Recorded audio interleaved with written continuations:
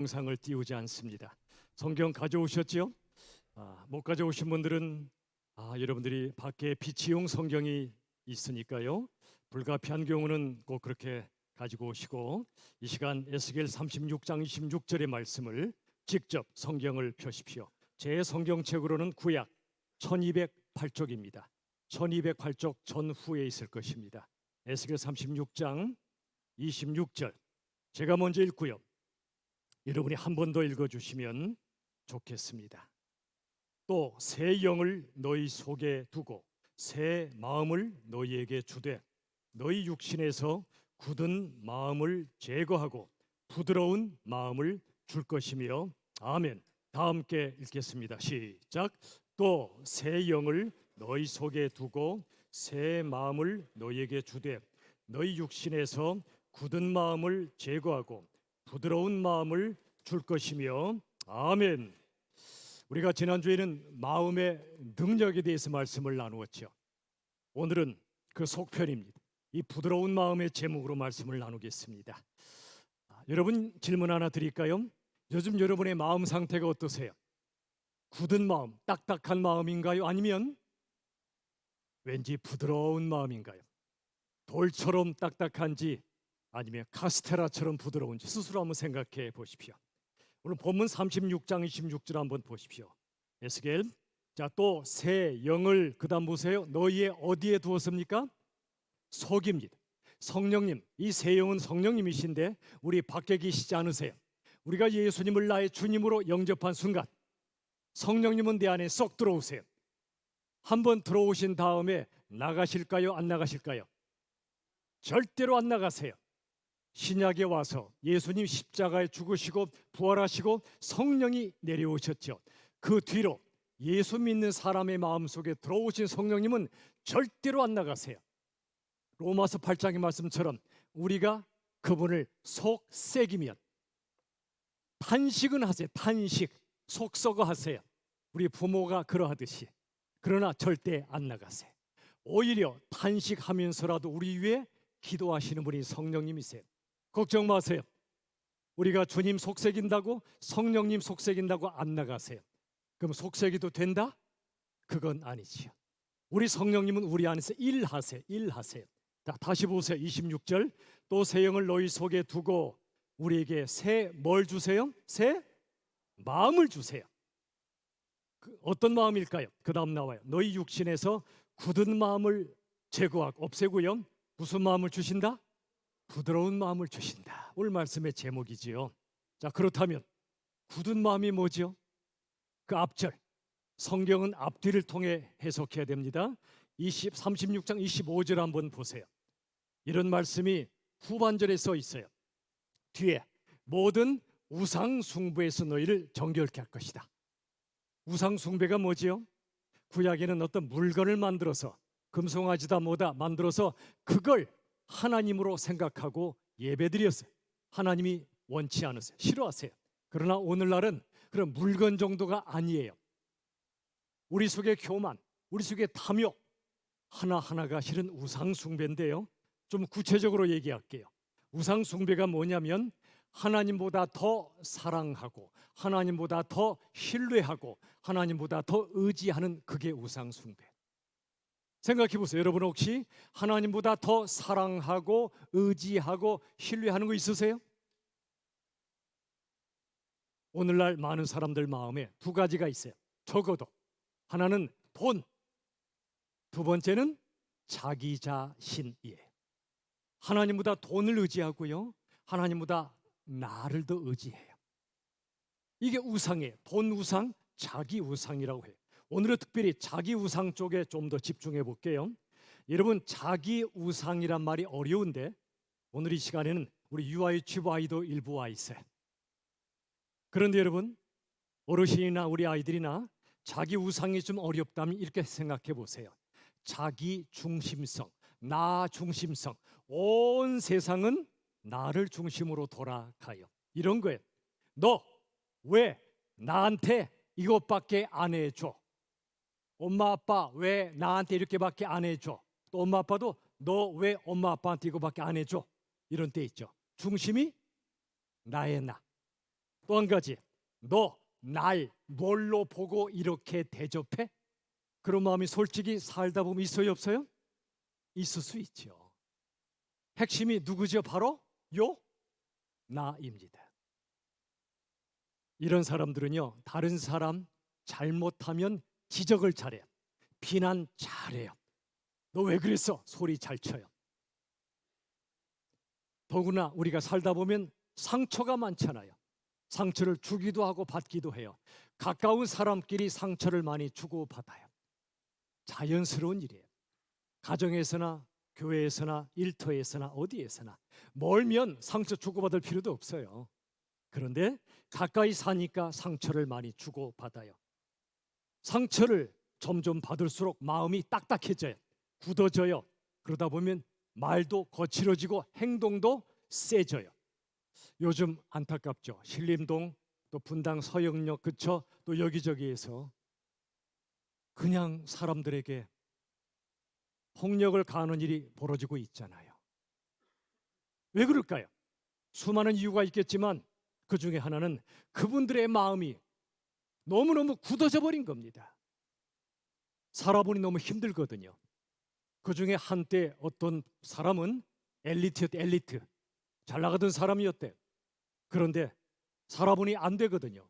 절망감에 빠졌어요. 자기 자신에게. 또 다른 사람 또는 세상을 향해서 분노감이 가득 찬 거예요. 이 절망감과 분노감이 폭발한 거예요. 아무것도 안 보여요. 얼마나 안타까운 일입니까? 여러분, 우리의 마음이 얼마나 중요한지 몰라요. 여러분, 마태복음 13장에요. 씨 뿌리는 비유라고 나오죠. 네 종류의 밭이 나와요. 이 밭은 마음밭입니다. 길가라는 밭, 돌밭, 가시떨기밭, 그 다음에 좋은 밭, 좋은 땅이 있어요. 길가밭이 뭐냐면 씨를 길가에 뿌리면 새가 와서 쿵 집어 나가 버리죠. 마찬가지로 말씀의 씨앗이 우리 안에 심겨도 금방 뺏겨요. 아까 은혜 받은 것 같은데 기억이 안 나요. 그죠? 깜빡깜빡하죠. 또 한 가지 돌밭은 뭐냐면 말씀을 받고 기뻐요. 그런데 금방 잊어버려. 고난이 닥쳐오면 넘어져 버려요. 뿌리가 없다 보니까, 깊이 뿌리를 내리지 못하다 보니까. 세 번째, 가시떨기밭이 뭐냐면 사는 게 너무 염려스러워요. 불안해요. 두려워요. 이 세상 염려와 그 다음에 돈에 대한 욕심 때문에 하나님의 말씀이 내 속에 심겨져도 열매를 맺질 못해요. 세상과 타협해서 살아가요. 주일날은 하나님 말씀에 아멘, 주중에는 세상이 말하는 말씀에 아멘. 양쪽 다 아멘이에요. 좋은 땅이 뭐죠? 부드러운 마음밭에 씨앗이 심기면, 말씀이 심기면 쑥 들어가요. 속에서 자라 올라와요. 풍성한 열매를 맺어요. 자, 여러분 스스로 한번 점검해 보실래요? 나는 어떤 마음밭인가? 길가밭인가? 받자마자 뺏기는 거, 아니면 돌밭인가? 말씀을 기쁘게 받는데 어려움이 닥쳐오면 넘어지는가? 아니면 가시떨기밭인가? 염려가 많고 돈 욕심이 많다 보니까 열매를 맺지 못하는가? 아니면 말씀이 내 속에 들어오면 잘 심겨져서 풍성한 열매를 맺는가? 여러분이 이 네 가지 중에 몇 번인지 손 드세요 라고 하지 않을게. 다행이죠. 자, 근데 한 가지 방법을 말씀드릴게요. 내 마음밭이 어떤가를 한번 점검해보는 첫 번째, 내 입에서 죄송합니다, 감사합니다 이 두 마디가 붙어있나, 아니면 이 두 마디가 거의 없이 살아가나. 여러분 어떠세요? 죄송하지만 많은 분들 입에서요, 내가 잘못했어도 죄송합니다 말을 안 해요. 넌 잘했어 그래요. 또 감사합니다 잘 안 해요. 그든 작든 누가 내게 베풀어 주시면 감사를 표하는 게 당연한 겁니다. 근데 안 해요. 굳은 마음이 그래요. 마음이 굳어지면 죄송합니다, 감사합니다 안 해요. 자, 여러분들 스스로 한번 생각해 보세요. 요즘 내 입에서 죄송합니다, 감사합니다가 가득 찬 사람 손 들어보세요. 안 할게요. 스스로 점검해 보세요. 어떠세요? 만약 그 말이 없다 그러면 그건 마음이 굳어졌다는 얘기예요. 마음이 부드러운 사람은 죄송합니다, 감사합니다 입에 붙어 있어요. 자, 식당에 여러분 요즘 가끔 가시면 음식을 나르시는 분, 서빙하시는 분들에게 진심으로 감사를 표하시나요? 아니, 내가 내 돈 내고 먹는데 뭔 감사요? 아니에요. 여러분, 그분들은 음식 날라다 주는 기계가 아니에요. 요즘은 로봇처럼 왔다 갔다 하는 식당도 있더구만요.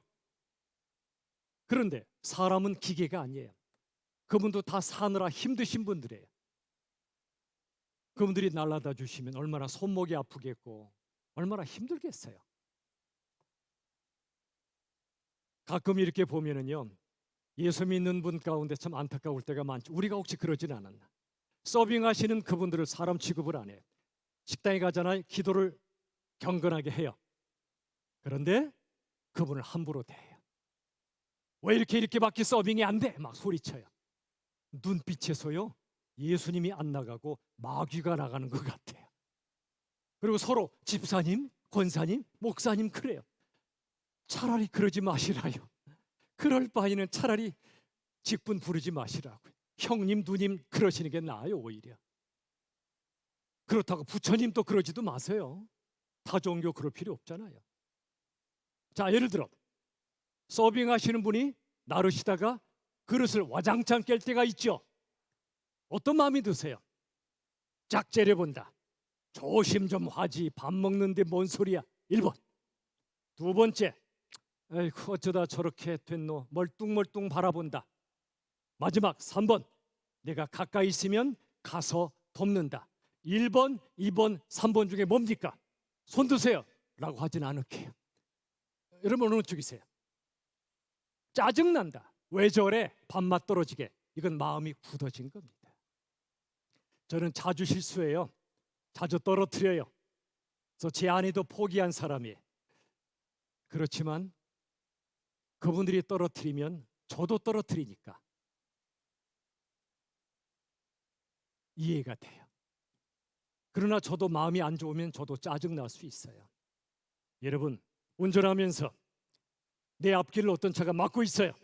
1차선인데 나 빨리 가야 되는데 그때 여러분 기다려 주십니까? 아니면 빵빵 경적을 울려 대십니까?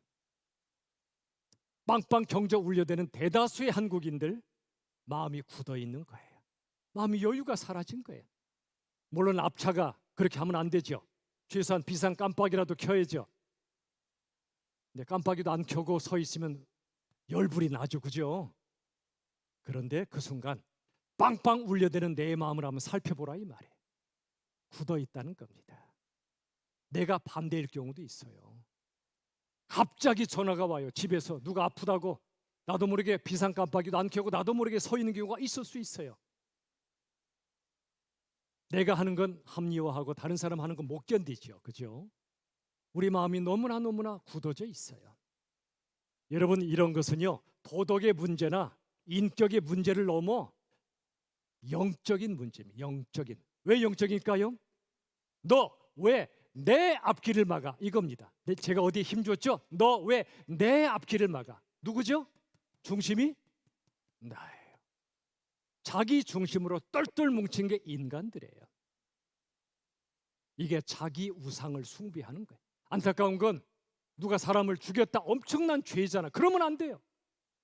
그건 죄라고 여기면서 자기 우상을 숭배하는 건 죄로 안 여겨요. 이게 문제예요. 여러분, 자기 우상을 숭배하면 교회를 다녀도 영적으로 침체되기 쉬워요. 먼저 기도의 문이 막혀버립니다. 예수 안 믿는 사람들은 잘 되는데 왜 나 예수 믿는데 하는 일마다 안 되지? 기도가 안 돼요. 또 말씀도 가까이 하지 않아요. 여러분, 연초에 또는 작년 말에 성경 일독하자 작심하신 분 계시죠? 손 들어보세요. 하진 않을게요. 그런데 세월이 흘러요. 시간 지나요. 희미해져요. 해이해져요. 아이고 올해도 글렀구나. 내년이나 하지 뭐. 이렇게 몇 년이 흘러간 분 안 계십니까? 아직 여러 달 남아있어. 지금부터라도 하세요. 웃는 분들 수상하십니다. 그래요. 근데 누구나 그럴 수 있어요. 왜 그럴까요? 왜 이렇게 기도가 막히고 말씀을 가까이 하지 않을까요? 게으름만의 문제가 아니에요. 영적으로 침체돼서 그래요. 코로나는 그 영적 침체를 더 부추기고 있어요. 그런데 영적 침체 원인이 뭐라고요? 뿌리가 자기 중심성이에요. 하나님 왜 나한테 이거밖에 안 해주십니까? 내가 헌금도 했고 예배도 드렸고 기도도 해드렸는데 성경 필사도 했는데 왜 내가 아파야 하고 왜 이렇게 내가 실패를 하고 왜 하느님보다 안 되는 겁니까? 자기 중심성 때문에 영적으로 침체되는 거예요. 이게 굳은 마음이에요. 자, 어떻게 해야 그러면 굳은 마음이 부드러운 마음으로 변화될 수 있을까요? 어떻게 해야 조화 같은 믿음이 생화 같은 믿음으로 바뀔까요? 동태 같은 믿음이 어떻게 하면 생태 같은 믿음으로 바뀔 수 있을까요? 우리 힘으로 안 돼요. 자, 오늘 본문 다시 보세요. 36장 26절에 다시 보시면 또 새 영을 너희 속에 두고 새 마음을 너에게 주되 그랬죠. 새 영, 성령님이세요. 성령님이 우리 속에 계시고 그때 새 마음이 우리에게 주어져서 굳은 마음이 없어지고요, 부드러운 마음을 우리에게 주신다는 겁니다. 우리 결심으로는 안 돼요. 작심 3일, 또 3일마다 작심 계속 안 돼요. 그런데 우리 안에 성령님이 계시면은요, 나도 모르게 그분이 우리 속에 새 마음을 주세요. 부드러운 마음을 주세요. 성령 충만하면 그분의 통제, 그분이 이끄시는 대로 나도 모르게 따라가게 돼요. 왜냐하면 성령님은 부드러움의 영이시기 때문에 그래요. 두 번째, 우리가 굳은 마음이 부드러운 마음으로 될 수 있는 두 번째는 36장 25절 보세요. 다시 보세요. 다시 보시면 거기 맑은 물을 뿌려서라고 나오죠. 그러면 우상 숭배에서 정결케 한다고 나오죠. 맑은 물이 뭘까요? 하나님의 말씀을 의미해요. 에베소서 5장 26절 이런 데 보면 물을 말씀으로 연결시켜요. 맑은 물은 맑은 진리의 말씀이에요. 세상에 혼탁한 이런 말이 아니고요, 하나님의 말씀은 맑으세요. 너무나 맑아요. 더 나아가 따뜻하세요. 어떤 물은요, 얼음 같아요. 투명한데 맑은데 차가워요. 가까이 가기 싫어요. 그런 분이 되지 마세요. 나이 들면 외로워져요. 그런데 맑을 뿐 아니라 따스한 것이 진리의 본질이에요. 차가운 머리도 필요하지만 따뜻한 가슴이 더 필요해요. 죄인을 용서하시는 따스한 사랑, 십자가에서 흘러내리는 예수님의 따뜻한 보혈, 피가 차가운 법은 없어요. 살아있는 사람의 피는 따뜻해요. 예수님의 따스한 보혈이 우리를 살리신 거예요. 이게 말씀의 진리의 복음의 핵심이에요. 굳은 마음은 하나님의 성령으로 진리의 말씀으로 가득할 때 깨지기 시작해요. 그리고 부드러운 마음으로 바뀌어요. 딱딱한 돌멩이가 고운 가루처럼 부서져요. 또 한 가지, 성령님 말씀과 함께 인생의 고난을 통해, 고난, 힘들고 어려운 일이 많죠. 너무나 많아요. 그러나 그 고난을 통해 하나님은 굳은 마음을 부드러운 마음으로 바꿔가세요. 이 세 가지. 자, 또 한 가지, 여러분에게 내 마음이 굳었나 부드러운가를 판단할 수 있는 두 번째 시금석을 알려드릴게요. 아까는 뭐였죠? 내 입술에서 죄송합니다, 감사합니다가 붙어있나, 거의 그 말 안 하나. 첫 번째였죠. 두 번째는 뭐냐면 누구를 바꾸려고 하냐, 저 사람을 바꾸려고 하냐, 나를 바꾸려고 하냐. 저 사람 바꾸려 드는 사람은 백발백중 굳은 마음이에요. 아무리 그를 사랑해도 그를 바꾸려고 하는 것은 굳은 마음이에요. 여러분, 부모가 자식을요 몰아치면 안 돼요. 우리 자녀들 아멘? 몰아치면 안 돼요. 이게 옳잖아, 이렇게 해야 되잖아, 그건 틀리잖아, 그러면 안 되잖아, 나 너 사랑하거든, 너를 바꿔주고 싶거든, 네가 내 말 들어야 네가 앞으로 성공하거든, 행복하거든. 맞는 말이에요. 근데 자식의 귀에는 맞는 말이지만 잔소리로 들려요. 왠지 아세요? 몰아치기 때문에 그래요. 몰아치는 한 안 바뀌어요. 마음이 다쳐요.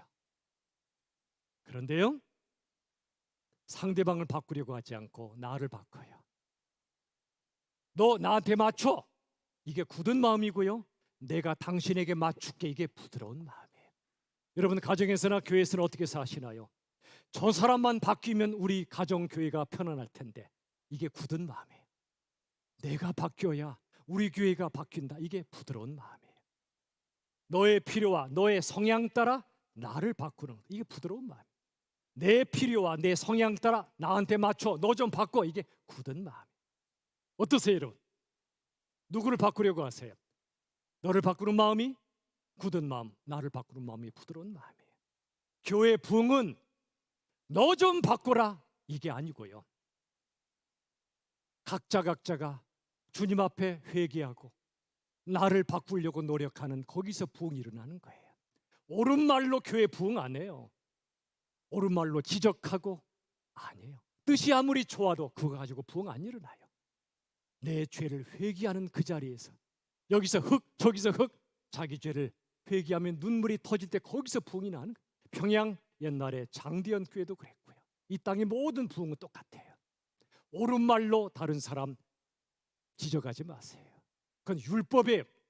율법은 옳은 자가 큰 소리 친다고 그랬죠. 복음이 뭐라고 그랬지? 복음은 옳은 자가 쩔쩔매요. 아쉬울 것이 없는 자가 다른 사람을 섬기려고 쩔쩔매요. 이게 복음이에요. 안타깝지만 복음 하는 교회들마다 복음이 아니라 율법주의로 꽉 차 있는 경우가 아주 많아요.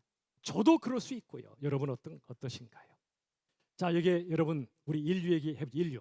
인류를 이렇게 불러요. 호모 사피엔스. 들어보셨나요? 요즘은 이걸 바꿔서 이렇게도 표현해요. 호모 심비우스. 말이 좀 어렵죠? 호모 사피엔스는 똑똑한 사람을 가리켜요. 호모 심비우스는 따뜻한 사람을 가리켜요. 호모 사피엔스는 정말로 지혜롭고 머리 좋은 사람을 가리켜요. 사람이 머리 좋아요.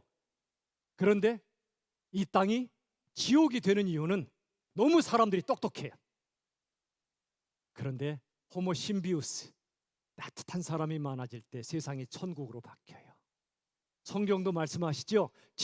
내가 아는 지식은 사람을 교만하게 해요.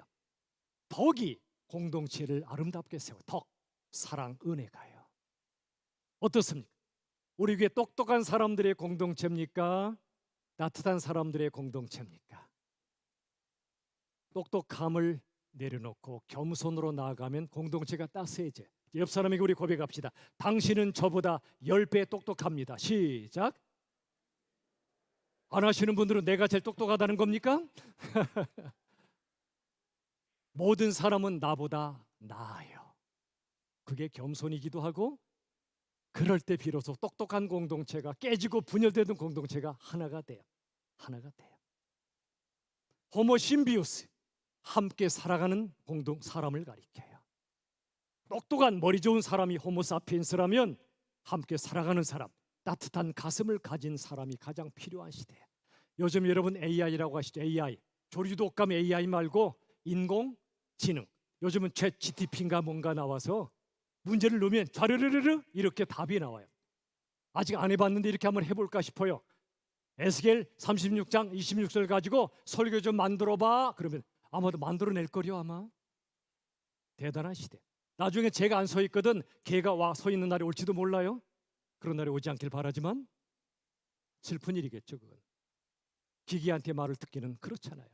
그런데 여러분 한 가지 기억하세요. 아무리 똑똑해도 걔보다 똑똑하진 않아요. 인공지능보다 똑똑할 수 없어요. 그렇다면 이제는 똑똑한 것이 중요한 시대가 아니에요.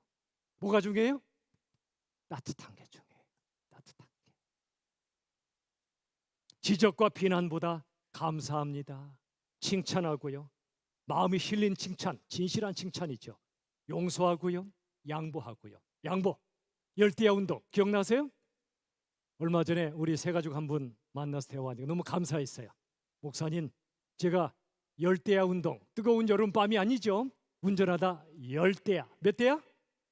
열대야를 양보하기로 했는데 오늘 5대밖에 못했대요. 잘하셨어요. 나머지 5대 앞으로 채우시면 돼. 어떤 분은 3대를 양보했대. 괜찮아요. 야구도 10번 쳐서 3번만 안타 쳐도 3할 타자 굉장해요. 세 번만이라도 하세요. 한 명이라도 하세요. 내 심장이 더 튼튼해져요. 평안해지니까. 절대 양보 안 해. 깜빡이도 안 켜고 들어오는 인간은 용서할 수 없어. 그러면 내 심장이 약해져요. 여러분 질문할게요. 건강에서 제일 중요한 게 여러 가지 있지만 뭐가 중요할까? 1번 체중, 2번 체온. 몇 번이에요? 체중과 체온 중에 뭐가 중요하죠? 체온이 중요해요.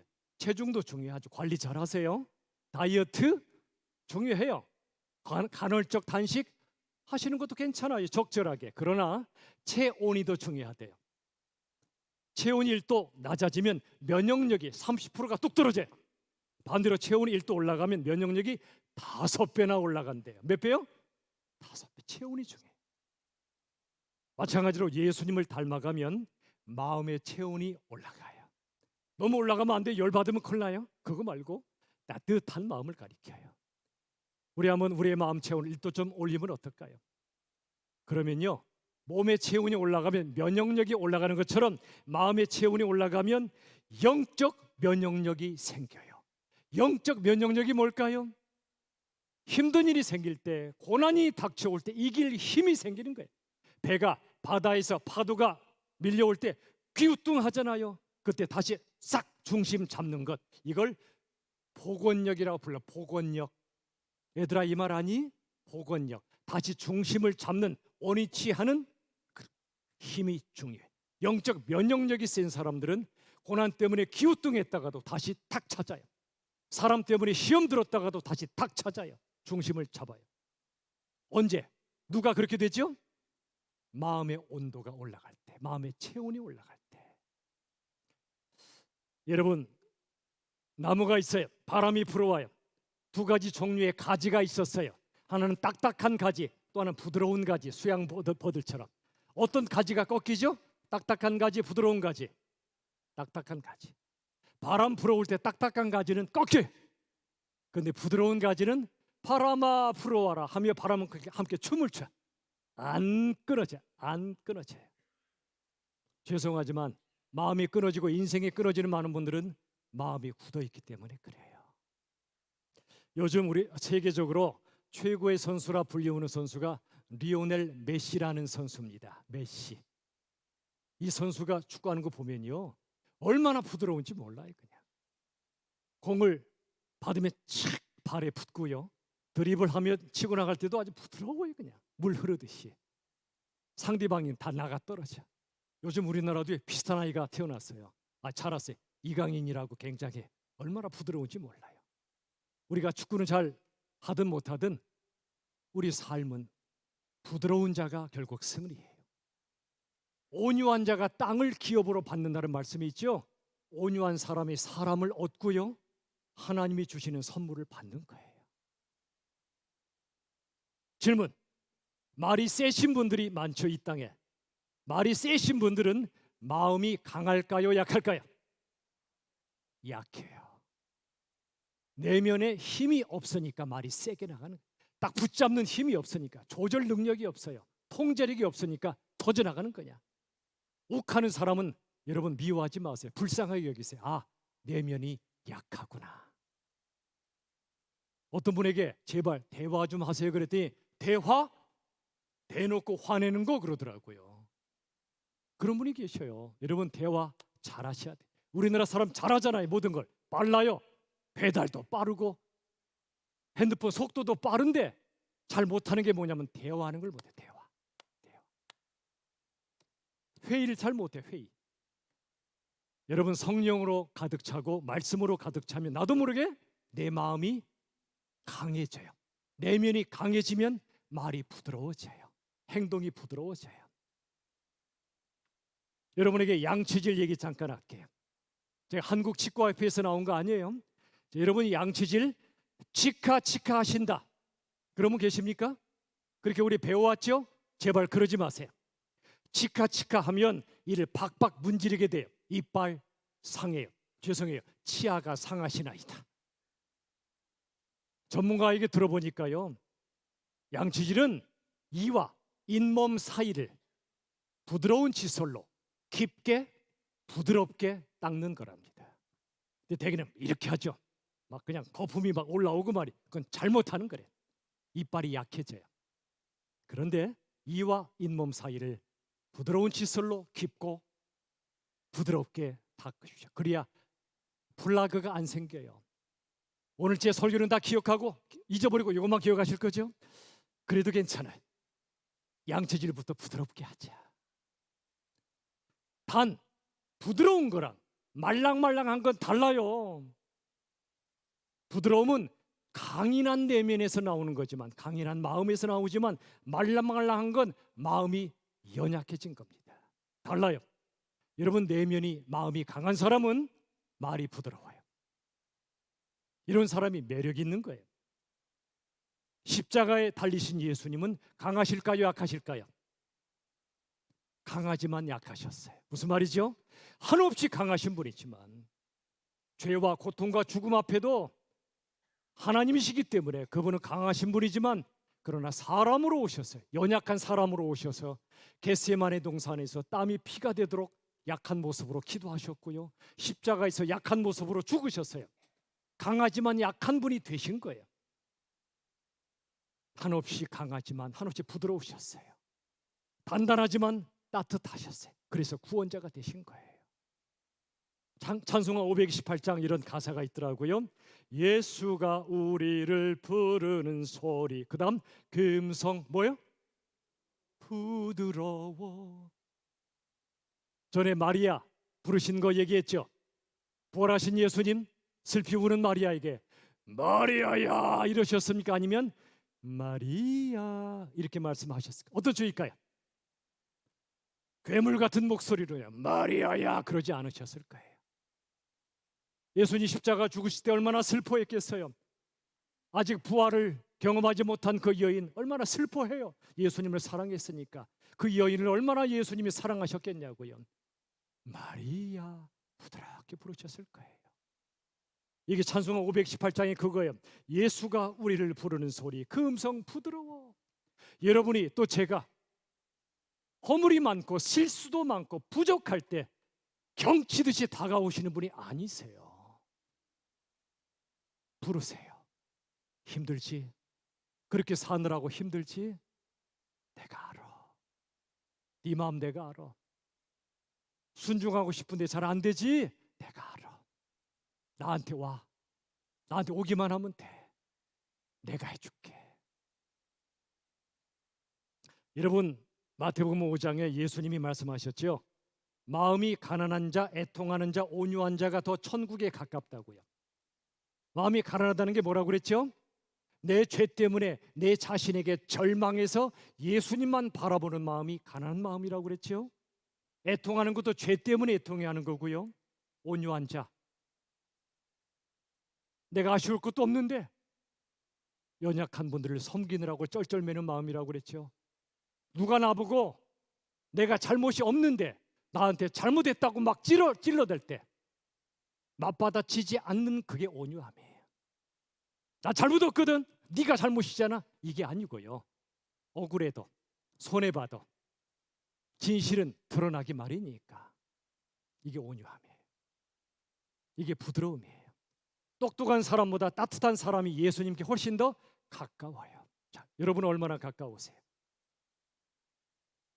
리처드 마우란 신학자가 이런 책을 썼어요. 슬픈 제목입니다.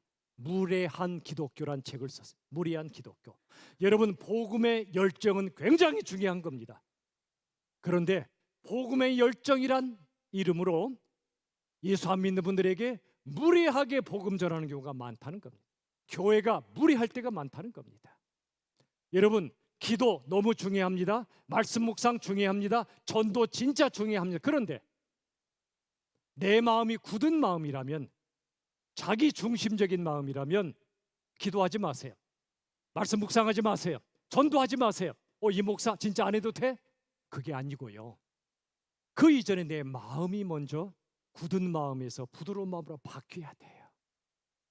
굳은 마음으로, 자기 중심적인 마음으로 기도하잖아요. 금방 기도문이 막힌다고 그랬죠. 기도했는데 하나님이 안 들어주세요. 삐져요. 속상해요. 기도 안 해. 말씀 묵상해도 내 중심적으로 묵상하면 결국 무너지고 말아요. 전도에도 나 중심적으로 무리하게 전도하면 오히려 복음의 문을 막아요. 큰 소리 치며 전도하시면 안 돼요.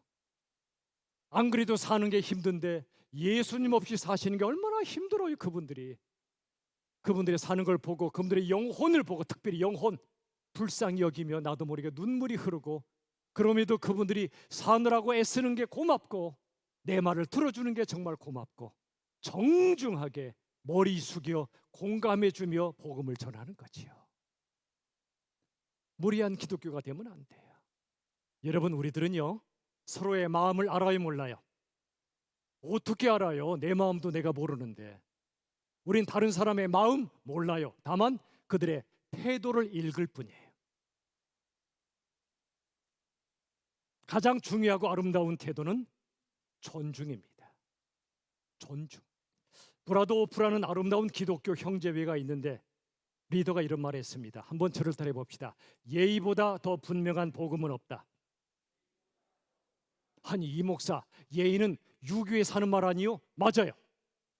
공자가 신의 예지신 말했어요. 신이 신뢰, 믿음, 의, 공의, 정의, 예, 예의, 지, 지식, 지성, 지혜.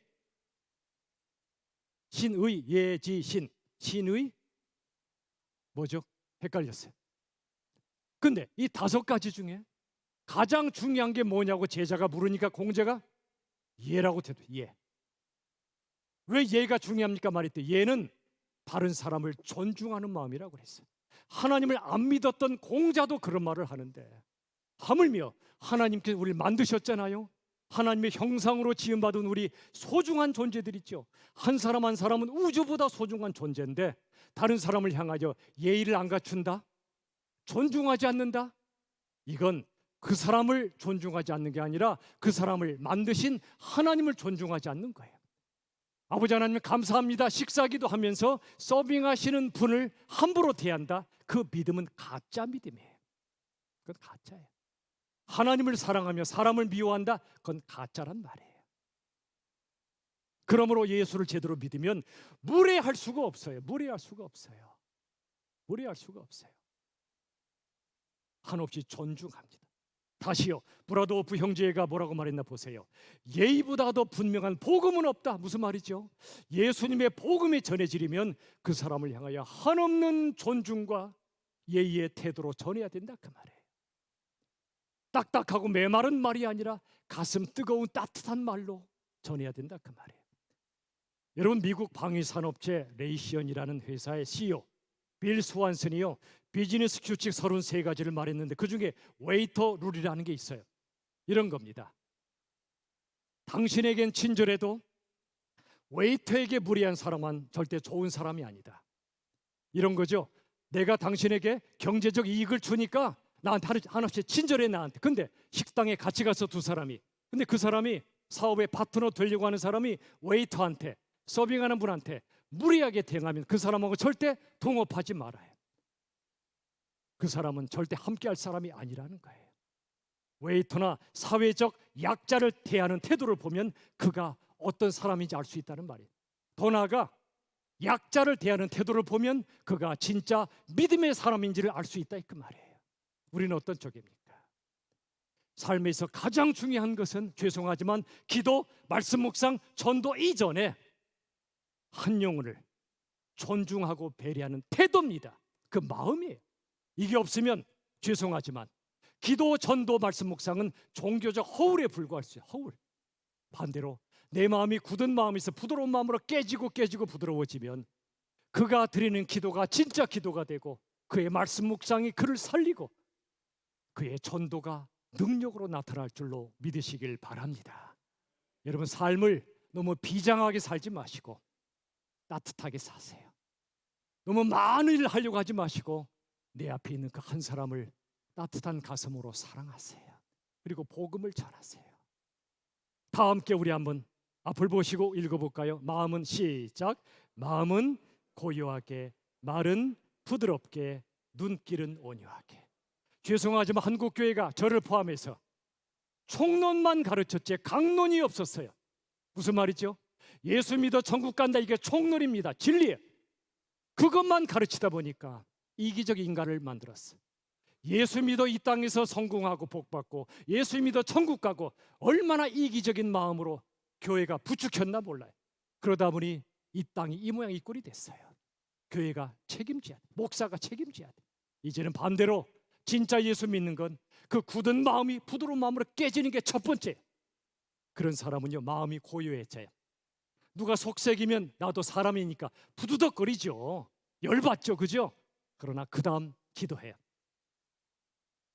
나 같은 죄인 살리셨는데 주님이 그 사람 나보다 낫지 하면서 마음이 고요해져요. 말이 부드러워져요. 세지 않아. 잘못한 사람에게도 말이 세게 안 나가요. 정죄하지 않아요. 비난하지 않아요. 마지막 눈길은 온유하게. 사느라고 참 애쓰십니다. 이게 긍휼의 마음으로 바라보는 온유한 눈길입니다. 옆 사람에게 말하지 마시고 사느라고 참 애쓰십니다. 그 마음을 담아서 지그시 바라보세요. 온유한 눈길로. 사느라고 얼마나 힘드세요. 그렇죠? 저도 힘들어요. 주님의 은혜로 살고 여러분의 은혜로 살아요. 저럴 때 한번 마음은 고요하게, 말은 부드럽게, 눈길은 온유하게. 오늘은 총론만 말하지 않고 강론을 얘기했어요. 우리 이렇게 한번 살아보지 않으실래요? 여러분 자신을 위해, 가정과 교회와 세상을 위해. 우리 힘으로 안 되지만 성령님께 의지합시다. 이렇게 해달라고 기도하자고요. 그리고 하나님의 말씀을, 그 사랑이 뚝뚝 묻어나는 말씀을 묵상하며 함께 찬양하며 예배할 수 있기를 바랍니다. 우리 시간 한번 찬양 드릴까요?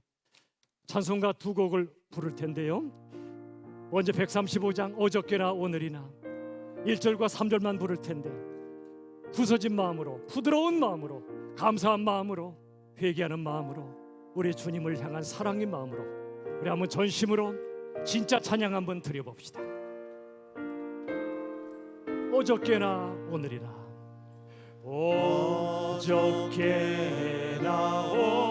오늘이나 어느 때 영원토록 변함없는 거룩한 말씀, 영원토록 변함없는 거룩한 말씀, 믿고 순종하는 이에, 믿고 순종하는 이에 생명 되시며 한량없이 아름답고 한량없이 아름답고 기쁜 말일세. 3절 하겠습니다. 3절. 허물 많은 베드로를, 허물 많은 베드로를 어떻게 하셨어요? 용서. 허물 많은 우리도 용서하십니다. 의심 많은 도마에게, 의심 많은 도마에게 어떻게 하셨어요? 확신 주 믿음을 주셨어요. 사랑하는 그의 제자,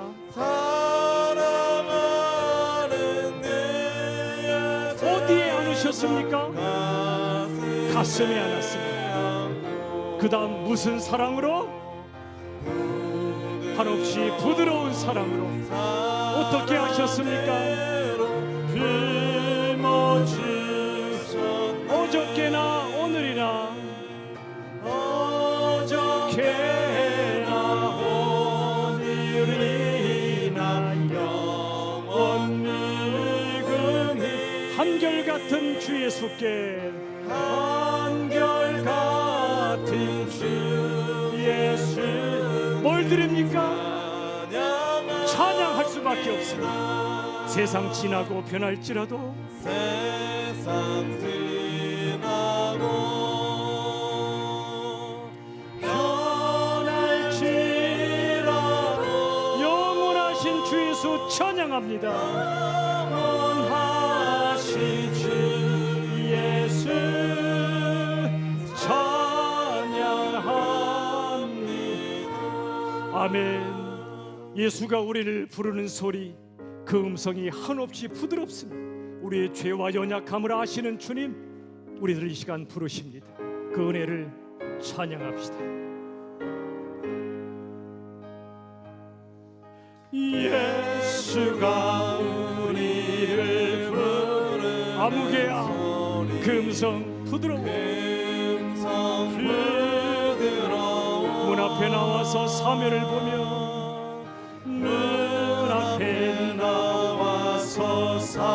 화면을 보며 우리를 기다리네. 2절 간절히 오라고 간절히 오라고 부르세. 우리는 지체하랴 우리는 지체하랴. 주님의 은혜를 외아리 받고 주님의 은혜를 외아리 받고 못 들은 채 하려나 못 들은 채 하려나. 주님이 우리를 부르십니다. 어떻게 부르십니까? 오라 오라 오라 오라 방황치 말고 오라 방황치 말고 오라. 죄 있는 자들아 죄 있는 자들아 이리로 오라. 주 예수 앞에 오라. 여러분 믿음의 두 기둥은 주 예수께 오랍니다. 예배는 주 예수께 오라는 그분의 부르심 앞에 응답하여 주께 오는 게 예배요. 전도는 한 분 한 분에게 부디 주 예수님께로 오시라고 초청하는 게 전도입니다. 예배와 전도, 예배와 선교가 교회 기도 기둥인데 우리 시간에 찬양을 드렸는데 우리 오늘의 메시지를 다시 한번 묵상하며 기도하는 시간을 갖기 원합니다. 세 가지 우리 주님이 우리에게 주신 세 가지 메시지를 묵상하십시오. 첫째, 성령님은 부드러움의 영이세요. 두 번째, 우리 삶에서 가장 중요한 건 존중과 배려의 태도입니다. 세 번째, 마음은 고요하게, 말은 부드럽게, 눈길은 온유하게 이렇게 살고 싶어도 우리처럼 안 돼요. 그래서 우리들은 기도해야 됩니다. 성령님, 주님, 결단의 기도를 드릴 때 예수님의 그 부드러운 마음으로 우리도 사람을 만나게 해달라고 그런 삶을 살게 해달라는 시간 다 함께 합심하여 결단의 기도를 드립시다. 기도합시다. 살아계신 하나님, 용서해 주시옵소서. 우리의 굳은 마음 때문에, 우리의 딱딱한 마음 때문에 많은 사람에게 상처를 주고 아픔을 안겨줄 때가 너무나 많았습니다. 오 주님, 용서해 주시옵소서. 아버지 하나님, 우리에게 긍휼을 베풀어 주셔서 우리의 딱딱한 마음이 깨지게 하여 주옵소서. 성령으로, 말씀으로, 그리고 인생의 고난을 통과하며 우리 마음을 부드럽게 만들어 주시고 누구를 만나도 우리 주님의 그 부드러운 마음으로, 우리 주님의 그 사랑과 은혜로 섬기는 저희들 되게 하여 주시고, 오 아버지 하나님, 긍휼을 베풀어 주옵소서. 인도하여 주옵소서. 오 주님, 인도하여 주시옵소서. 우리의 굳은 마음을 깨뜨려 주시옵소서. 아버지 하나님, 함께하여 주옵소서. 인도하여 주옵소서. 아버지 하나님, 함께하여 주옵소서. 인도하여 주옵소서. 오 주님, 인도하여 주옵소서. 오 주님, 아버지 하나님, 아버지 하나님, 죄송합니다. 예수 믿는다 하면서도 너무도 자기중심적인 이 굳은 마음으로 살았음을 용서하여 주시옵소서. 우린 할 수 없사오니 내 안에 성령님께서, 내 안에 말씀이 나를 깨트려 주시고 삶의 고난이 또 나를 깨트려서 우리 예수님 닮은 부드러운 온유한 마음으로 인도하여 주시옵소서. 하나님을 예배하며 다른 사람을 사랑하며 예수님을 전파하는 우리 모두가 되게 주옵소서.